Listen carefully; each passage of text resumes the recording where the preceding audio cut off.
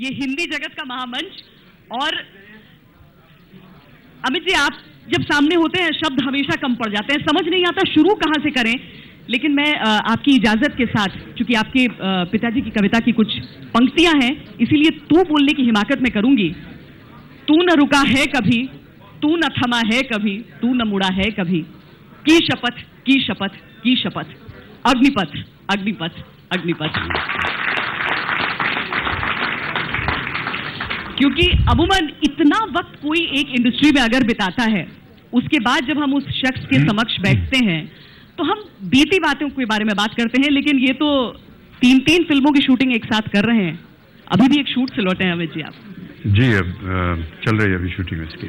वजीर जी, ऐसा बताया जा रहा है कि उसमें आप व्हीलचेयर बाउंड हैं, यानी पूरी फिल्म में आपके जो सारे इमोशंस होंगे वो एक एंग्री यंग मैन का वॉक नहीं होगा, वो सारी चीजें नहीं रहेंगी, बल्कि अमित जी की आंखें बोलेंगी, उनकी बातें बोलेंगी, उनके शब्द रहेंगे। अब जैसा किरदार मिला है वैसे उसको निभाना पड़ेगा। विनोद चोपड़ा और अभिजात जोशी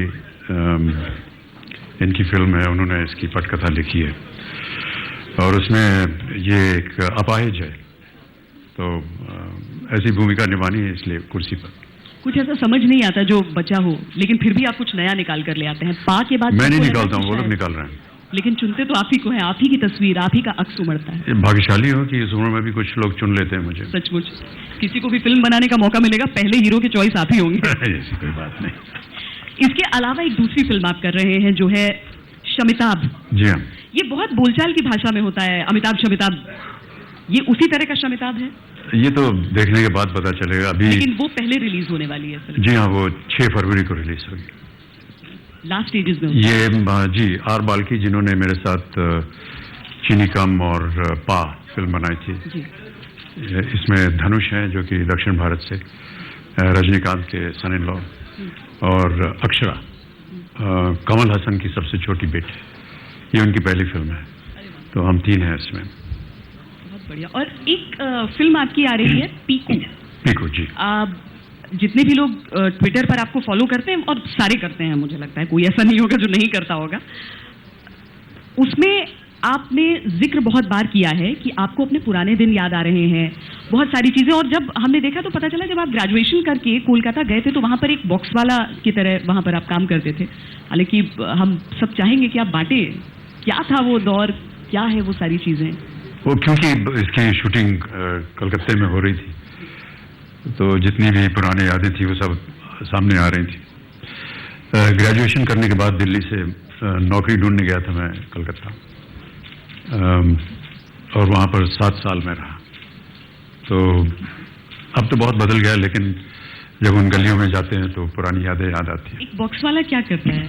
ये कुछ मुझे तो ये बताइए, बॉक्स वाला होता क्या है? पहले मुझे शब्द ही नहीं मालूम क्या होता है। यही शब्द पढ़ा मैंने आपके बारे में कि आप कोलकाता में थे, शायद कोई मल्टीनेशनल कंपनी।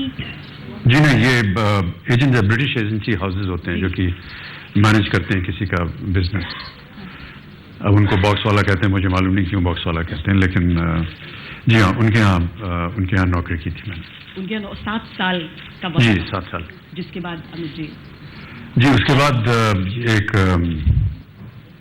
एक इश्तेहार निकला फिल्म फेयर और माधुरी का, माधुरी दीक्षित नहीं, माधुरी जो मैगजीन थी जी, उनका इश्तेहार निकला था कि वो ऐसे लोगों की तलाश में है जो कि फिल्म इंडस्ट्री में प्रवेश करना चाहते हैं। और एक कंपटीशन था, उसमें बहुत से लोग अप्लाई करते थे। फिर उसके बाद आपको एक अवसर मिलता था जहां आप जाकर के एक स्क्रीन टेस्ट दें, अपनी एक्टिंग का नमूना दिखाएं आप, और फिर उसके बाद अगर आप चुने गए तो आपको 5,000 रुपये मिलने वाले थे। और तकरीबन 6 बहुत ही प्रख्यात जो कि डायरेक्टर्स थे उस ज़माने के, उनके साथ काम करने का अवसर मिलेगा। तो मुझे लगा कि ये बहुत अच्छी चीज़ है, उसमें फिर अप्लाई किया मैंने और प्रिलिमिनरीज में ही फेल हो गया, तो फिर वापस आ गया। लोग अभी भी हौसला हासिल करते हैं उस चीज़ को सोचकर, जब भी कोई किसी चीज़ में फेल करता है उसे कहा जाता है अमिताभ बच्चन को भी रिजेक्ट किया गया था। नहीं, ऐसी कोई बात नहीं है। बहुत से लोग जाते हैं वहाँ और फेल हो जाते हैं, लेकिन एक बार मन लग गया, उसके बाद फिर मैंने अपनी नौकरी छोड़ दी और फिर मैं मुंबई आ गया काम ढूंढने के लिए। क्योंकि हम फ्लैशबैक में जा ही चुके हैं, इसलिए हम सुपर फ्लैशबैक में जाते हैं। जब अमित जी आज भी बाबूजी श्री हरिवंश राय बच्चन का जिक्र आता है सामने, तो हम एक अलग अमित जी को देखते हैं, एक अलग बच्चन साहब को वहां पर देखते हैं। हमने एजेंडा के लिए जब सबको आमंत्रित किया था और उसमें कहा था अमिताभ बच्चन के साथ हमारा सेशन होने वाला है, तो हमने मधुशाला का जिक्र किया था। आपकी आवाज, वो अल्फाज मिलते ही एक अजीब सा जादू, अजीब सा तिलिस्म आता है वहां। अमित जी की सबसे पसंदीदा पंक्तियां उसमें कुछ हैं जो आप बार बार पढ़ते हो, बार बार कहते हो? कुछ पंक्तियां हमारे लिए कह दें यहाँ पर। मुझे कुछ पंक्तियां याद है, मैं सुना दूंगा। जी हम तो यहाँ से, मैंने तो यहाँ रखा है कि इसमें मैं पलट पलट के बोलूं, ये वाला भी सुना दीजिए। जी, मधुशाला 1933 में लिखी गई थी, 1933, और 1935 में पहली दफे उसका प्रकाशन हुआ। पहली बार बाबूजी ने मधुशाला बनारस हिंदू यूनिवर्सिटी में एक कवि सम्मेलन हुआ तो वहाँ सुनाई थी। तकरीबन 135 उसके क्षण हैं, पंक्तियां हैं, और जब शुरू किया तो फिर लोगों ने उनको रुकने नहीं दिया और पूरी 135 पंक्तियां उनको याद थी और पूरी 135 पंक्तियां उन्होंने एक ही सिटिंग में उनको गा करके सुनाया था। उसके बाद काफ़ी वो प्रचलित हो गई मधुशाला, और आज भी मुझे बड़ा ताज्जुब है कि आज के भी बहुत से लोग हैं यहाँ पर जो कि उसको सुनना चाहते हैं। कुछ पंक्तियाँ उसकी सुना देता हूँ। बाबूजी तो इसे गा करके सुनाया करते थे, यहाँ तो गाने लायक मैं हूँ नहीं। कि मदिरालय जाने को घर से चलता है पीने वाला, मदिरालय जाने को घर से चलता है पीने वाला, किस पथ से जाऊं असमंजस में है वो भोला भाला। अलग अलग पथ बतलाते सब, अलग अलग पथ बतलाते सब, पर मैं ये बतलाता हूं कि राह पकड़ तू एक चला चल, पा जाएगा मधुशाला। एक बरस में एक बार ही जलती होली की ज्वाला, और एक बार ही लगती बाजी जलते दीपों की माला। दुनिया वालों, किंतु किसी दिन आ मदिरालय में देखो कि दिन को होली रात दिवाली रोज मनाती मधुशाला। मुसलमान और हिंदू हैं दो, एक मगर उनका प्याला, एक मगर उनका मदिरालय, एक मगर उनकी हाला। दोनों रहते एक न जब तक मंदिर मस्जिद में जाते, बैर बढ़ाते मंदिर मस्जिद मेल कराती मधुशाला।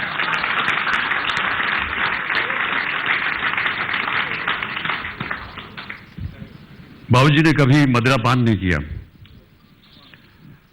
तो बहुत से लोग आश्चर्य होते थे कि आप शराब पीते नहीं तो मधुशाला कैसे लिख दिया आपने। और काफी इसका विरोध भी हुआ उस जमाने में।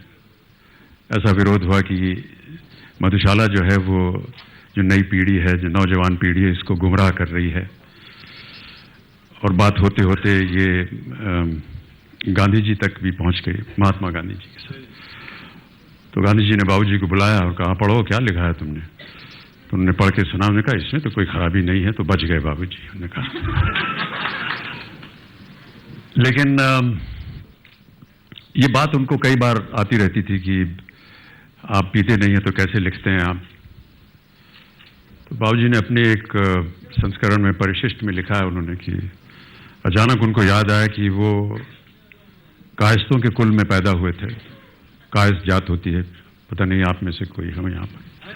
अच्छा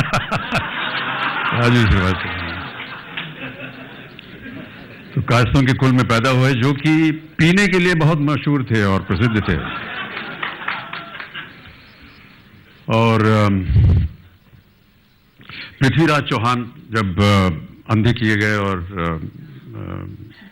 शहाबुद्दीन गौरी के दरबार में उनको लाया गया अंधे होकर के, उनको शब्द वेदी बाण चलाने की जब बात हो रही थी, तो उस समय चंद बरदाई जो कि दरबार में थे, उनकी एक रोसो छपी थी, जिसमें एक छप्पे में उन्होंने बयान किया था कि अलग अलग जाति के लोगों को अगर प्रधान बना दिया जाए, अलग अलग जाति के लोगों को अगर प्रधान बना दिया जाए तो उनका व्यवहार कैसा होगा। तो वैसे ही उन्होंने कहा कि ऐसे मन से उन्होंने सोचा, अभी याद नहीं क्या था वो रासो, कि क्षत्रिय होए प्रधान खाए खंडव दिखरावे। क्षत्रिय को अगर आप प्रधान बनाएंगे देश का तो खाएगा और खंडव यानी तलवार दिखाएगा। साहू होए प्रधान भरे घर राज थमावे। बनिया को अगर बनाएंगे आप प्रधान तो वो अपना घर भरेगा और राज किसी और को थमा देगा। और कायत होए प्रधान हो निसी रहे पियंतो, तो दिन भर जो है वो पीता ही रहेगा कायस। तो वहां से उन्होंने लिखा कि मैं कायस्थ कुलोद्भव मेरे पुरखों ने इतना ढाला, मैं कायस्थ कुलोद्भव मेरे पुरखों ने इतना ढाला कि मेरे तन के लोहू में है 75% हाला।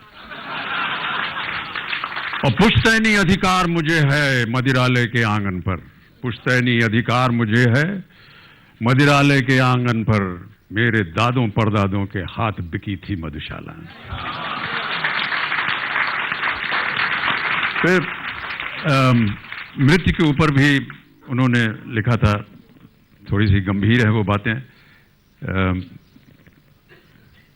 यम के ऊपर कि यम आएगा साकी लेकर हाथ लिए काली हाला, पी न होश में फिर पाएगा सुरावी सुध ये मत वाला। ये अंतिम बेहोशी, अंतिम साकी, अंतिम प्याला है, पथिक प्यार से पीना इसको, फिर न मिलेगी मधुशाला। हमारे यहाँ जब मृत्यु होती है तो बहुत सारी क्रियाएं होती हैं, उसमें भी लिखा है कि मेरे अधरों पर हो अंतिम वस्तु न तुलसी दल प्याला। तुलसी मेरे होंठ पे मत रखिएगा, प्याला रख दीजिएगा। और मेरी जिह्वा पर हो अंतिम वस्तु न गंगा जल हाला, गंगा जल की जगह हाला रखिएगा।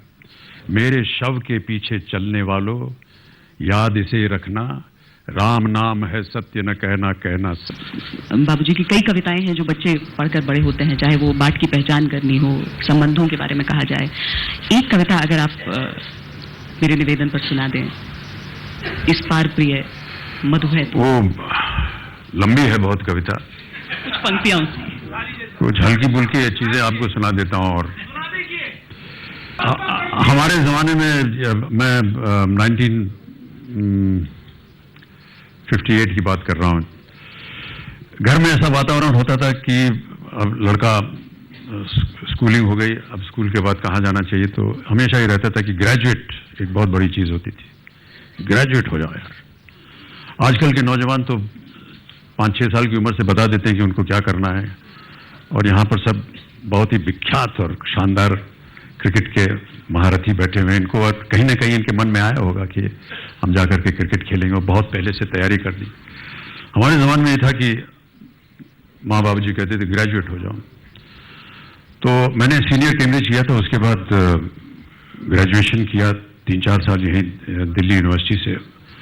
लेकिन उसके बाद जब नौकरी ढूंढने गए तो कहीं मिले नहीं, और एक तरह से बड़ी एक फ्रस्ट्रेशन रहती थी, क्या करें, ग्रेजुएशन हो गया, कहाँ नौकरी मिलेगी।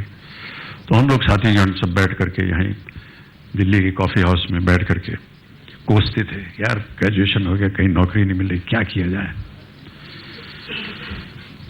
एक दिन एक भाई साहब थे, उन्होंने कहा यार ऐसा है, गलती हमारी नहीं है, गलती हमारे माता पिता की है, और गलती यह है कि उन्होंने हमें पैदा क्यों किया यार, दिस इज द प्रॉब्लम। पैदा किया इस वजह से आज हम लोग। मुझे लगा कि ये बहुत सही बात बोल रहा है, और जिंदगी में पहली बार और आखिरी बार बाबूजी के सामने में गया। कभी भी उनके सामने मैंने ऊंचे स्वर में बात नहीं की। मैंने कहा आज मुझे पता चल गया है कि वजह क्या है इन सब बातों की, आपने मुझे पैदा क्यों किया था। बाबूजी शांत रहे, कुछ बोले नहीं, और हम विलिंगडन क्रेसेंट में, जो कि अब उसका नाम शायद बदल गया है, मदर टेरेसा क्रेसेंट हो गया है, 3 मूर्ति के बगल में मकान था, वहाँ वो सुबह सुबह 4 बजे घूमने जाया करते थे। पीछे डिप्लोमेटिक एनक्लेव है, अब तो बहुत सारी एम्बेसीज बन गई वहाँ पर, पहले जंगल बियाबान होता था वहाँ। और वो 4 बजे उठ करके वो जब जाने लगे तो वो मुझे उठाते थे पढ़ने के लिए। तो एक कागज छोड़ गए बिस्तर पर, और मैं जब उठा तो मैंने देखा कि उन्होंने एक छोटी सी कविता लिख करके, जो रात को मैंने उनसे कहा था, उसके उत्तर में उन्होंने ये कविता लिखी। उन्होंने लिखा कि ये कविता है कि जिंदगी और जमाने की कश्मकश से घबराकर मेरे बेटे मुझसे पूछते हैं कि हमें पैदा क्यों किया था। जिंदगी और जमाने की कश्मकश से घबराकर मेरे बेटे मुझसे पूछते हैं कि हमें पैदा क्यों किया था, और मेरे पास इसके सिवा कोई जवाब नहीं है कि मेरे बाप ने भी मुझसे बिना पूछे मुझे क्यों पैदा किया था।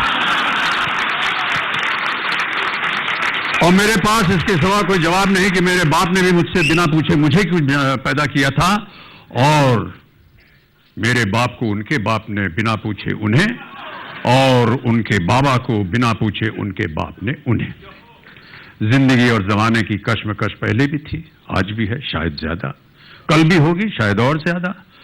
तुम ही नई लीक रखना, अपने बेटों से पूछकर उनको पैदा करना।